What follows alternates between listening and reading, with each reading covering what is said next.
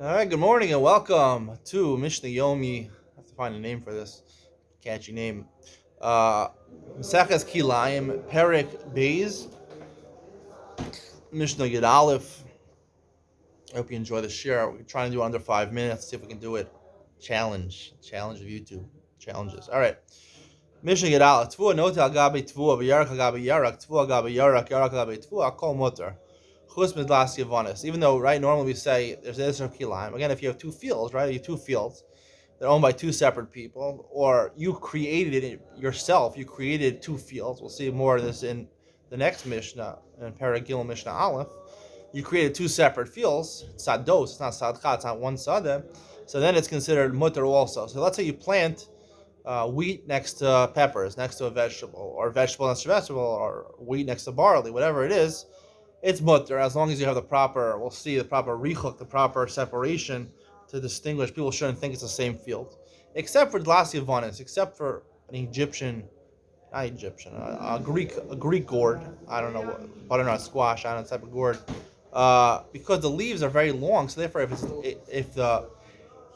if the vegetables and the leaves are leaning over the other field, it doesn't create an isser as long as it's not touching each other.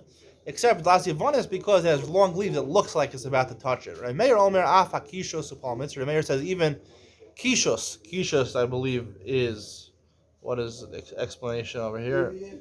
Kishos is cucumbers. Pula Mitzri is an Egyptian bean, a type of bean. They also have long leaves. It looks like two field. It looks like one field. Roni is Ibrahim Dvarabi. Meir admits at the end that really the halacha is the only time we're worried that it looks like two fields, that it leans over, the leaves leaning over, is by the butternut squash, I don't know, the Greek gourd, whatever it is. At the end of the day, he's moda that kishos, cucumbers, and beans wouldn't answer the field. That's the end of Mishnah Perek Beis. Mishnah Aleph Perek Gimel.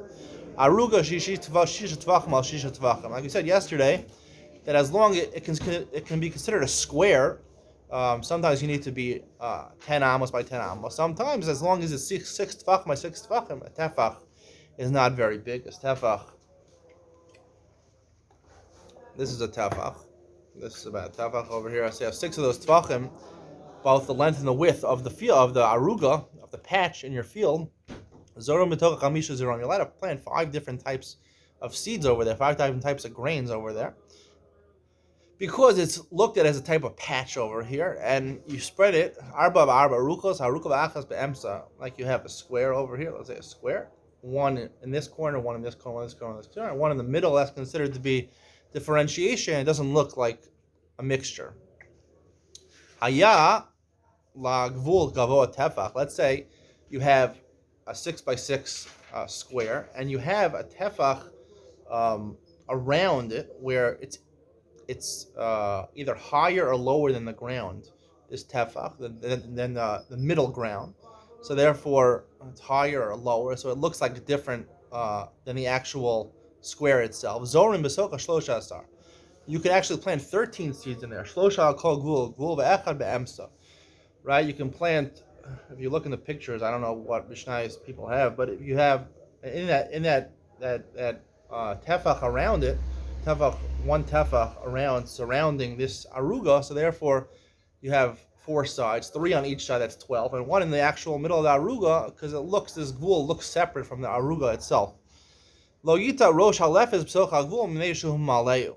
But when you're filling up the outside, this tefach on the outside, you can't put a turnip over there.